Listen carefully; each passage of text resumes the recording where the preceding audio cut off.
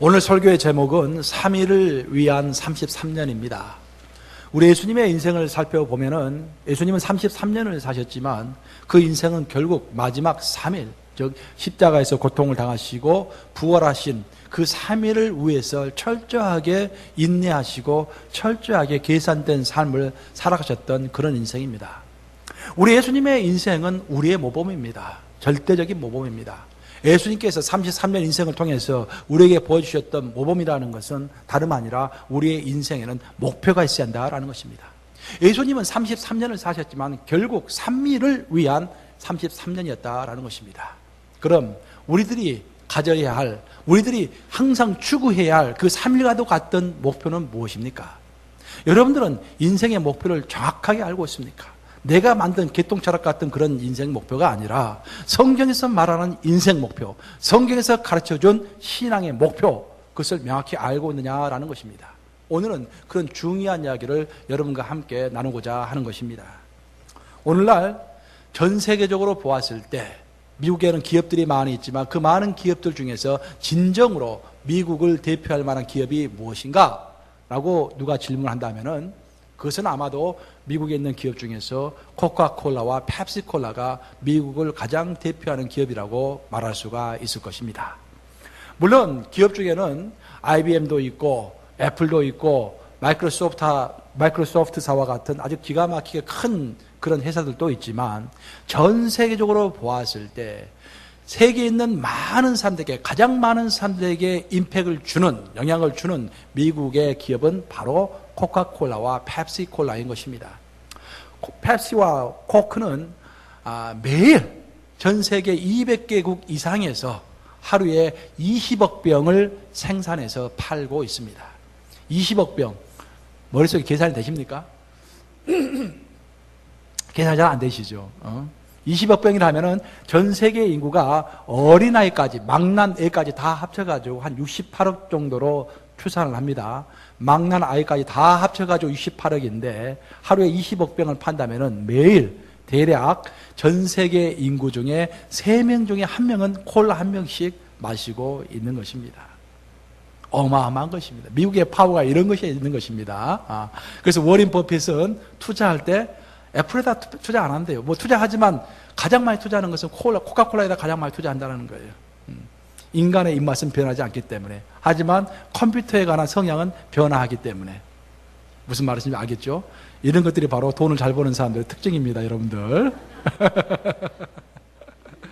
콜라 이야기가 나올 때마다 항상 우리의 관심을 끄는 것은 코카콜라와 펩시콜라 사이에 벌어졌던 치열한 경쟁입니다. 그들은 지난 100년 동안, 아니 오늘도 치열한 경쟁을 벌이고 있는 것입니다.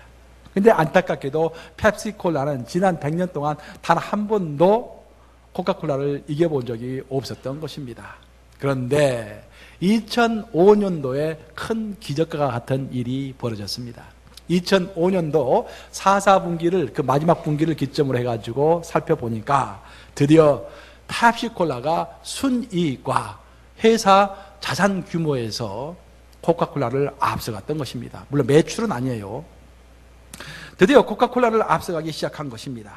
그럼 과연 어떻게 해서 이런 놀라운 도약을 펩시콜라는 이룩할 수 있었는가? 그때 뭔가 월스트리트 저널, 파이낸셜 타임즈, 모든 신문들이 대서특필을 했습니다. 왜 그랬는가? 나름대로 전문가들이 분석을 한 것입니다. 그런데 의견이 대체적으로 모아지는 것이 다른 그 무엇보다도 펩시콜라의 CEO, 즉 최고 경영자였던 인디라 누이의 리더십 때문에 펩시가 드디어 100년 만에 코크를 이겼다라고 의견들이 모아졌던 것입니다. 그러면 인디라 누이가 누구인가? 인디라 누이는 인도 출신의 여성입니다. 이 사람은 미국에서 태어나지도 않았고 어렸을 때 미국에 오지도 않았어요. 나이가 다 먹어가지고 미국으로 유학을 온 것입니다.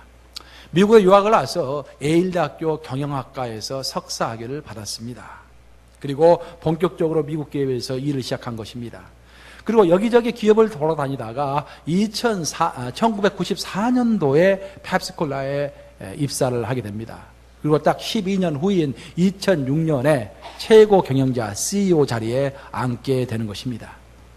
인드라 누이가 CEO가 되고 나서, 최고 경영자가 되고 나서 두 가지를 내걸었는데, 그것은 뭐냐면은 우리가 코크를 이기기 위해서, 코카콜라를 이기기 위해서는 첫째, 목표가 정확해야 되고 목표가 바뀌어야 되고, 둘째는 그 목표에 절대적으로 집중해야 한다라고 선언했던 것입니다. 인디라 누이가 오기 전에 펩시콜라의 최고 경영자들은 항상 무슨 목표를 세울 때 당연히 코카콜라가 시장 지배율을 대부분 1등으로 하고, 펩시는 최대한대로 코카콜라를 따라가는 그런 경영 전략을 구사했던 것입니다. 하지만 인디라 누이는 과감하게 아니다, 이제는 우리 펩시콜라가 전 세계의 콜라 매출 중에, 시장 점유율 중에서 50%를 차지하고 이제 코크가 45%를 차지하는 그런 경영 전략을 나는 추진하겠다. 그렇게 해서 그것이 실제로 이루어질 수 있도록 인디라 누이는 적극적으로 나서가지고 많은 대기업들을 인수 합병을 했던 것입니다. 두 번째로 인디라 누이가 펩시콜라에게 영향을 주었던 것은 집중을 통한 성장이었습니다. 인디라 누이가 판단을 해보니까 이미 9세대들은 코카콜라의 입맛이 들어졌기 때문에 아무리 9세대들에게 펩시콜라를 많이 팔려고 해도 안 된다는 것을 그녀는 알게 되었습니다. 그렇다면은 아직까지 코카콜라의 입맛에 길들여져 있지 않은 젊은 세대에게 집중해야겠다라고 해가지고 젊은 세대들을 집중적으로 마케팅하고 홍보하고 광고하고 또 젊은 세대의 입맛에 맞는 콜라를 계속해서 개발해 냈던 것입니다. 이렇게 열정을 가지고 목표와 집중이라는 두 축을 가지고 일을 추진한 결과 드디어 인디라 누이는 펩시콜라의 100년 동안의 꿈이었던 세계 1위 자리를 차지할 수가 있었던 것입니다. 사랑하는 여러분, 이 목표와 집중이라는 것은 회사에만 필요한 것이 아닙니다. 이 목표와 집중은 진정 우리에게 필요한 것입니다. 즉 신앙생활을 하는 데 있어서 목표와 집중이야말로 핵심 중에 핵심이다라는 것입니다. 왜냐하면 우리 예수님께서 그러한 삶의 형태를 우리에게 모범으로 보여주셨기 때문입니다. 지금은 너무도 유명한 책이 되어버린 스티븐 코비 박사가 쓴 7가지 성공하는 사람들의 7가지 습관이라는 책이 있습니다. 다 읽어보셨죠? 그 책을 보면 재미있는 이야기가 몇 가지 나오는데, 그 중에 하나는 2,300명을 23,000명을 굉장히 많은 숫자죠. 23,000명을 상대로 서베이를 했던 결과가 그 책에 나오고 있습니다. 어느 한 기관에서 23,000명, 저 회사에서 일하고 있는 또 어느 공공기관에서 일하고 있는 23,000명을 대상으로 질문을 했습니다. 그 질문의 내용은 뭐냐면은 여러분은 여러분의 회사 목표가 무엇인지, 또 여러분은 그 회사의 목표를 회사 목표가 이루어지기 위해서 어떻게 역할을 해야 하는지 그것을 정확히 알고 있습니까? 라고 물어본 것입니다. 근데 놀랍게도 그 결과 5명 중에 1명꼴로만 자기 회사의 목표가 뭔지, 또 어떻게 해서 자기가 회사에 기여할 수 있는지를 정확하게 파악하고 있더라라는 것입니다.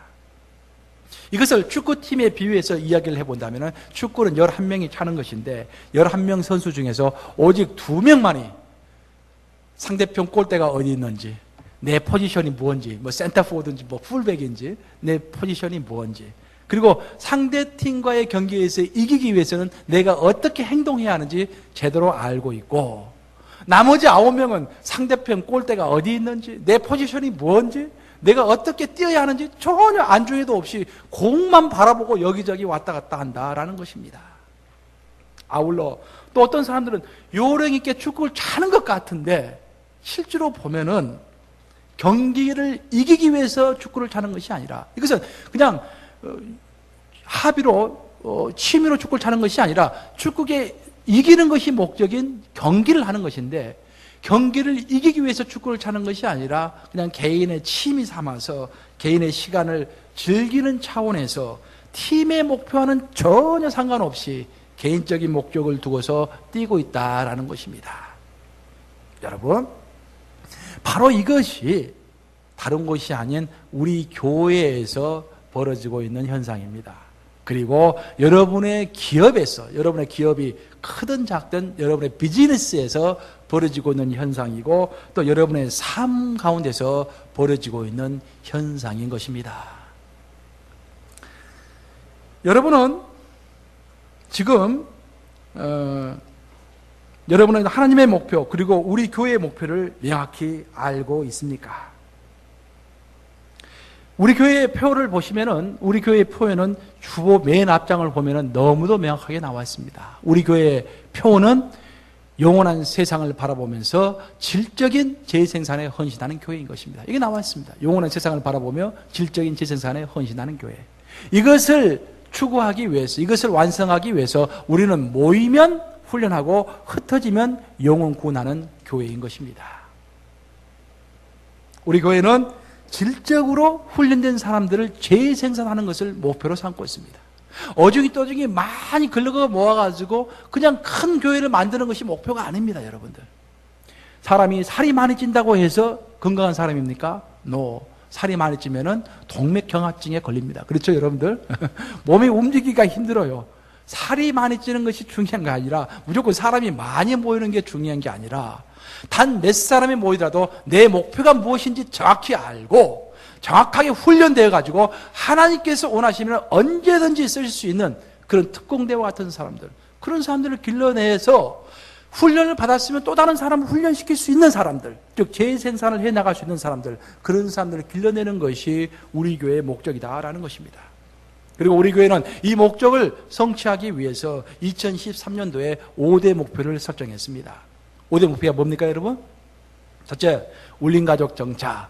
둘째, 팀 제도 활성화. 셋째, 대륙별 선교 기반 조성. 네 번째, 새생명 전도학교 발전. 다섯 번째, 훈련 프로그램인 울림 아카데미 정착. 이 5가지 목표를 가지고 교회가 움직여 나가고 있는 것입니다. 이 5가지를 한꺼번에 우리가 추구하기에는 너무 힘이 들기 때문에 지난 2013년도 상반기 동안에는 2가지의 포커스를 뒀습니다. 첫째는 소그룹인 울림가족 정착입니다. 우리는 성공했습니다. 지금 매주 우리 울림이들, 우리 셀그룹 리더들이 모여가지고 금요일과 토요일 저랑 같이 매주 공부합니다. 출석률이 거의 100%입니다. 요즘 근데 한두 명씩 꼭 빠지는 것 같아요. 누군지 아시겠죠? 말 안 해도 제가. 근데 거의 100% 참석해서 저에게 교육받고 가서 여러분들 또 교육합니다. 셀로 움직여 나간다라는 거예요. 아주 성공적입니다. 두 번째로는 우리가 지난 6개월 동안 추구했던 것이 우리의 훈련 프로그램인 울림 아카데미 정착이었습니다. 그것도 아주 큰 성공을 거두었어요. 통계에 의하면 요즘 매주 통계 나오죠. 지금 우리가 방학을 했지만 통계에 따르면 100명 이상이 지금 어떤 형태로든지 교회에서 훈련을 받고 있습니다. 굉장한 성공입니다, 여러분들. 그 바쁜 시간에 여러분들이 시간을 내가지고 100명 이상이 지금 훈련을 받고 있다는 것은 어떤 형태로든지 훈련을 받고 있다는 것은 대단한 효과다라는 것입니다. 그리고 지금은 2가지가 정착된 상태에서 지금은 이제 대륙별 선교에 힘을 쏟고 있습니다. 그래서 지금 한 달 전부터 매주 선교사님들을 불러오고 있죠. 대륙별로 선교사님들을 불러오고 있습니다. 유럽, 아시아, 중동, 인도, 러시아, 터키 계속해서 불러오고 있는 것입니다. 그리고 올 하반기에 가면은 작년에 있었던 사역 박람회를 통해서 우리가 50개 이상의 팀을 만들었습니다, 지금. 그리고 여러분들 다 지금 50개 팀 이상의 지원을 한 상태예요. 그 50개 팀을 보다 활성화시킬 그럴 계획을 가지고 있습니다. 그리고 아울러서 새생명 전도학교도 작년에 훈련이 이미 다 끝났으니까 그 훈련 받는 사람을 위주로 해가지고 새생명 전도학교를 개설할 것입니다. 이것이 대략 우리 교회의 흐름인 것입니다. 이런 교회의 흐름 가운데서 여러분들은 우리 교회에서 어떤 포지션에 있습니까? 또한 교회의 목표를 함께 이루어가기 위해서 여러분들이 무엇에 집중해야 한다고 생각하십니까? 또 그 목표를 함께 이루기 위해서 어떻게 교회를 도와야 한다고 생각하십니까? 아까 축구 이야기가 나왔으니까 축구 이야기를 조금 더 해본다면은 우리의 신앙생활을 축구에 비유해 보았을 때 성도들은 대략 3가지 정도의 타입으로 구분이 될 수가 있습니다. 첫 번째 타입은 정말 축구를 잘 차는 지혜로운 사람입니다. 축구를 보면은요, 선천적으로 축구를 잘 차는 사람이 있어요. 볼 감각이 있어가지고, 뭐 태어나자마자 축구를 잘 차는 사람이 있어요. 반면에 이제 후천적으로 축구를 노력해가지고 잘 차는 사람이 있는데, 저는 후자입니다. 저도 축구 좋아해요. 열심히 뛰고 잘 해요. 근데 볼 감각은 그렇게 많이 없는 것 같아요.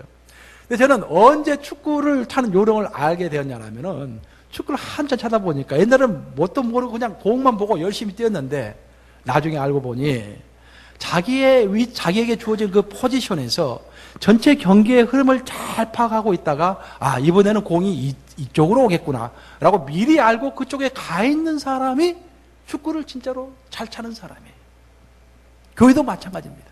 교회 전체적인 흐름이 이렇게 흘러가고 있으니까, 교회가 전체적으로 이렇게 훈련을 하고 있으니까, 교회에서 이런 사람이 필요하겠구나, 목사님은 이런 사람을 필요로 하겠구나, 미리 알아가지고 목사님 제가 이렇게 도와드릴게요 라고 말한다면은 그 사람이야말로 1등 신자다라는 거예요. 우리 교회에 그런 사람이 있습니까? 없습니까? 꽤 있어요. 정말로. 저는 우리 뉴욕 감역에 와서 가장 놀라는 것 중에 하나가, 그런 성도가 꽤 있어요, 우리 교회에. 그런 성도가, 목사님 내가 이렇게 할게요 라고 먼저 서제션하고 열심히 하시는 성도들 있습니다. 정말로 감사해요. 이 브리스길라와 아굴라와 같은 사람입니다. 이런 사람들에게 하나님의 축복이 있을지어다. 아멘. 아멘 소리 적습니다, 여러분들. 이런 사람에게 축복이 있을지어다. 아멘. 예. 근데 두 번째 타입의 사람이 있는 거야. 두 번째 타입의 사람은 돈키호테와 같은 사람입니다. 이런 분들은 교회 전체의 흐름이 뭔지, 상황이 뭔지 전혀 고려하지 않고 자신의 신체적 컨디션에 따라서 움직이는 사람이에요. 기분 좋으면 앞뒤 가리지 않고 열심히 뜁니다. 그런데 교회에서의 팀워크와는 아무런 상관없이 그냥 움직여 다니는 거예요. 공을 보고서 아무리 열심히 뛴다고 할지라도 그것은 교회의 목표와 방향과는 별 상관이 없는 무관한 열심이기 때문에 여러 사람들의 호응을 얻을 수가 없고, 호응을 얻지 못하고 막 뛰다 보니까 제대로 공을 한 번도 잡아볼 수도 없고, 그러다 보니까 전반전도 끝나기 전에 미리 지쳐가지고 나가 떨어지는 그런 돈키호테형의 신자들이 있다라는 것입니다. 웃고 계시는데 혹시 나을까? 마지막 세 번째 타입의 성도들이 있는데, 그것은 막내둥이 타입의 성도입니다. 온실 속의 화초처럼 항상 사람만 받고 자신을 희생해서, 시간과 에너지를 희생해서 다른 사람을 도와본 경험이 전혀 없는 그러한 성도들인 것입니다. 그러한 성도들의 제일 첫 번째 목표는 자기 자신을 보호하는 거예요. 그래서 적군이 그냥 공을 적편에서 상대편에서 그냥 공을 몰고 오면은 거기서 빨리 가서 방어를 해야 하는데 내 몸 다칠까 봐서 미리 길을 내주고 피해주는 그런 성도가 있다라는 것입니다. 더 나아가서는 자기 편 골대가 어디 있는지 상대편 골대가 어디 있는지 분간하지 못하고 아무런 방향 감각이 없이 공만 보이면 무조건 발로 차가지고 자살골을 넣는 그런 성도가 있다는 거예요. 열심을 내긴 내는데 그것이 교회의 덕이 되는 것이 아니라 자살골이 되어가지고 교회에 해를 입히는 그런 성도가 또 분명히 있는 것입니다. 여기다 하나만 더 타입을 추가한다면은 진짜로 어려운 성도님은 지금 축구를 차고 있는 경기를 하는 도중인데, 사탄의 편과 사탄 마귀 편과 하나님의 편이 지금 축구를 하고 있는 중인데, 분명히 축구를 하라고, 경기를 하라고 경기장에 내보냈는데 축구는 하지 않고 관중석에 앉아가지고 이리저리 평가하면서 그냥 응원만 하고 있는 그런 성도들이 또 있다라는 것입니다. 여러분은 이 네 가지 타입 중에서 어디에 해당된다고 생각하십니까? 스스로 알지어다. 오늘의 본문은 바로 이 목표와 집중에 대해서 우리에게 가르치고 있는 대목입니다. 예수님의 인생을 살펴보면 우리 예수님은 공생의 3년을 위해서 몇 년 준비하셨습니까? 30년을 준비하신 분입니다. 30년을 준비하시고 3년을 사신 분이에요. 그리고 공생의 3년은 마지막 3일을 위해서 존재했던 기간인 것입니다. 다시 말해서 우리 예수님은 33년을 사셨지만 사실은 마지막 3일, 즉 십자가에서 고통당하시고 부활하신 그 마지막 3일을 위해서 인내하고 치밀하게 계산하시면서 사신 삶이었다라는 것입니다. 물론 물리적으로 본다면은 30년이라는 세월이 3년보다 훨씬 더 긴 기간이지만 놀랍게도 복음서를 읽어보면은 30년에 대한 설명은 아주 짧게 나옵니다. 예를 들어본다면은 누가복음 누가복음은 그나마 예수님의 그 30년 인생이 가장 자세하게 설명된 부분이에요. 그 책이에요. 근데 누가복음 총 몇 장으로 구성되어 있습니까? 24장으로 구성되어 있습니다. 그럼 누가복음 24장 중에서 예수님의 30년 인생을 몇 장에 걸쳐서 설명하고 있을까요? 그것은 겨우 2장에 걸쳐서 예수님의 30년 인생이 설명되고 있는 것입니다. 그 나머지 22장은 예수님의 공생의 3년을 설명하고 있어요. 그 공생의 3년 중에서 마지막 패셔니크, 7 고난주간, 7일간, 마지막 일주일간의 기간이 60% 이상 설명되고 있는 것입니다. 이것이 성경이 우리에게 가르쳐주는 교훈입니다. 여러분, 이 모든 것이 궁극적으로 우리에게 주는 메시지는 무엇입니까? 이 모든 것이 우리에게 궁극적으로 주는 메시지는 우리 그리스도인들의 인생이라는 것은 우리의 인생과 과정과 준비가 몇 년이 되었든지 명확한 신앙 목표를 성취할 때만 그 과정은 의미가 있다라는 것입니다. 아무리 우리가 오래 준비했다고 할지라도, 아무리 우리 과거가 화려했다고 할지라도 그 준비는 결과를 얻기 위한 조그마한 절차에 불과한 것입니다. 세상에서는 결과보다도 과정이 중요하다고 가르치는 그런 철학자들이 있습니다. 그것은 세상 이야기입니다. 우리가 고등학교나 중학교 가서 도덕책에서나 배우는 그런 이야기입니다. 결과보다도 과정이 중요하다.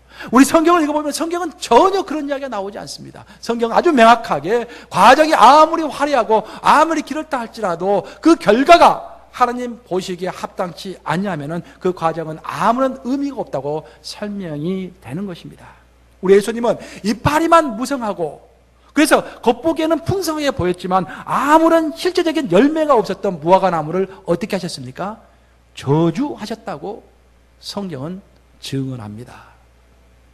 이처럼 우리가 아무리 기도를 많이 하고 아무리 성경을 많이 읽고 아무리 중요한 교회 직분을 맡았다고 할지라도 그러한 준비가 목표와 집중을 통한 행동의 열매를 맺지 못한다면 그 사람은 결국 인생의 24장 중에서 2장의 인생만 살고 죽는 사람이 되는 것입니다.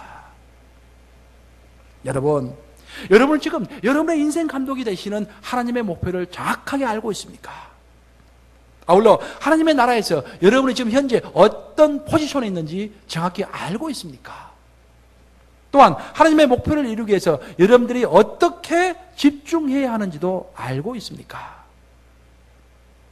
오늘날 우리가 정말로 통탄해야 할 것은 많은 사람들이 준비만 하다가 아무런 열매도 없이 하나님 앞으로 간다라는 것입니다.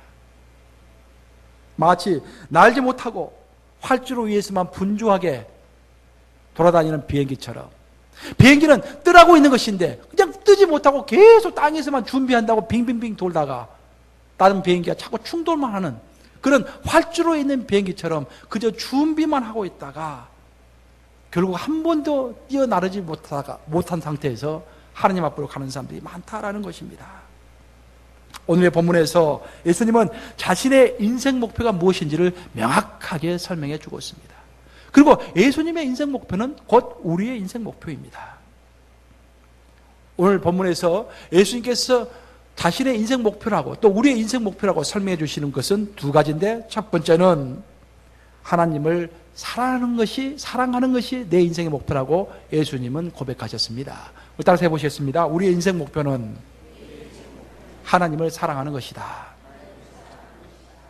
그리고 둘째는 하나님의 명령을 그대로 실천하는 것이 또한 인생의 목표라고 말씀하셨습니다. 따라서 해보시겠습니다. 우리의 인생 목표는 하나님의 명령을 그대로 실천하는 것이다. 그런데 놀라운 것은 오늘날 많은 기독인들이 성경을 몇 번 읽는 것, 기도를 몇 시간 하는 것, 또 교제를 몇 번 하는 것, 그런 것들을 인생의 목표로 생각하면서 사는 사람들이 참 많이 있다라는 것입니다. 그런데 신학적 용어를 좀 도입해 본다면 그것은 도구 가치입니다. 목적 가치가 아니라 도구 가치인 것입니다. 즉 목적을 이루기 위해서 도구로 필요한 것이지 그 자체가 목적은 아니다라는 거예요. 우리의 인생 목표가 행복이다라고 했을 때는 행복을 위해서 돈이 필요한 것이지 돈 자체가 목적은 아니지 않습니까? 돈은 도구 목적이고 도구이고 우리의 진정한 목적은 가치 목적은 바로 행복이다. 마찬가지로 우리의 진정한 크리스찬의 목표는 하나님 사랑 그리고 하나님 계명 실천 그것이고 그것을 위해서 우리가 성경 읽고 훈련받고 기도하고 하는 것이다라는 것입니다. 우리들 신앙의 최종 목표는 어떤 준비가 아니라 예수님의 고백처럼 하나님을 사랑하는 것과 하나님의 모든 명령에 순종하는 것, 즉 실천과 열매를 맺는 것이다라는 것입니다. 그럼 여기서 우리가 하나님을 사랑한다는 것이 무엇인가? 하나님께서는 하나님을 사랑하는 것이, 예수님은 하나님을 사랑하는 것이 본인의 인생 목표라고 했는데, 그러면 우리가 어떻게 하는 것이 하나님을 사랑하는 것이고 그것을 실천하는 것인가? 그것은 아주 심플합니다. 하나님을 사랑하는 것은 교회를 사랑하는 것입니다. 하나님의 몸된 교회, 예수님께서 손수 내 몸이라고 말씀하셨던 교회를 사랑하는 사람이 곧 하나님을 사랑하는 사람입니다. 자기가 눈에 보이는 교회를 사랑하지 않으면서 교회의 사랑을 실천하지 않으면서 눈에 보이지 않는 하나님을 사랑한다? No. 그것은 넌센스인 것입니다. 내 집은 정말 깨끗하게 가꾸면서 교회는 휴지가 너덜분하게 이렇게 널려져 있고 정리되어 있지 않고 그런 것들도 그냥 당연하게 생각하는 사람. No. 하나님 사랑에 실천이 없는 사람입니다. 우리 예수님은 교회는 곧 나의 몸이라고 말씀하셨습니다. 주님의 몸된 교회인 것입니다. 그래서 예수님께서 너의 인생 목표는 하나님을 사랑하는 것이다 라고 했다면 우리가 그것을 실천하는 것은 교회를 사랑함으로써 하나님을 사랑하게 되는 것입니다. 그리고 두 번째로 하나님의 모든 명령에 순종한다는 것은 무엇입니까? 어떻게 우리가 하나님의 모든 명령에 순종할 수가 있겠습니까? 우리 예수님은 모든 율법을 종합해서 하나님 사랑, 이웃 사랑이라고 했습니다. 그렇죠? 그래서 우리가 하나님의 모든 계명을 실천하는 첫 번째 길은 내 이웃을 사랑하는 것입니다. 내 이웃을 위해서 사회봉사하는 것이에요. 그리고 두 번째는 우리 예수님께서 한나라로 승천하시기 전에 마지막 유언처럼 남겨주셨던 그 계명, 지상계명, 가장 큰 계명, 즉 전도, 선교하는 것. 이것이 바로 우리가 하나님의 모든 율법과 계명을 지키는 길인 것입니다.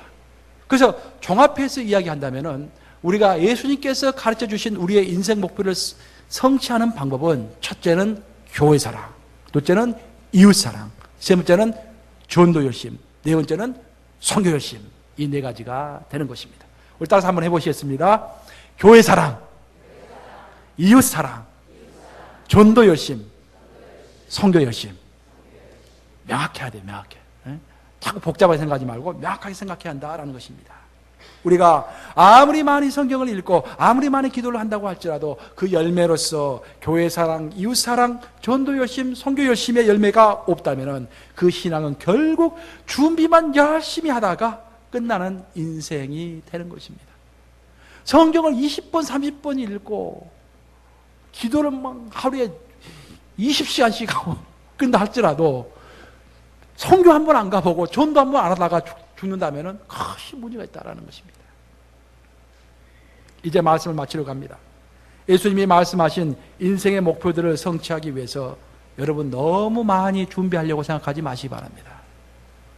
이제 여러분의 인생 목표가 무엇인지를 알았다면 현재 주어진 상황 가운데서 열심히 주님의 몸된 교회를 섬기시고 이웃을 사랑하시고 나가서 전도하시고 선교하시기 바랍니다.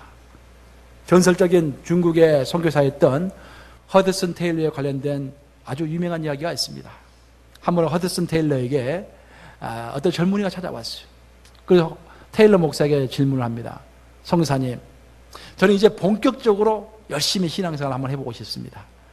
본격적으로 열심히 신앙생활을 하려면 성경을 몇 번이나 읽어야 합니까? 그리고 한 몇 년 정도 준비해야 제가 본격적으로 열심히 한번 하나님을 섬길 수 있겠습니까? 그러자 테일러 목사가 이렇게 대답했다고 합니다. 청년이여, 촛불은 언제부터 타는가? 그거야 불을 붙이는 순간부터 타죠. 이미 자네가 스스로 답변을 했다네. 자네 질문에 스스로 답변을 했다네. 신앙이라는 것도 하나님께서 우리를 선택하실 그 순간부터 불이 붙는 거라네. 준비한 후에 하나님을 따르려고 하지 말게. 하나님을 따르면서 준비가 되는 것이라네. 이 말씀을 기억하시면서 교회 사랑, 이웃 사랑, 전도 열심, 선교 열심, 이 신앙 목표를 이루기 위해서 오늘부터 아는 만큼 실천하시고 여건이 되는 만큼 또한 실천하시고 열심을 내고 집중해서 행동하시는 여러분들 되시기를 우리 주님의 이름으로 축복합니다.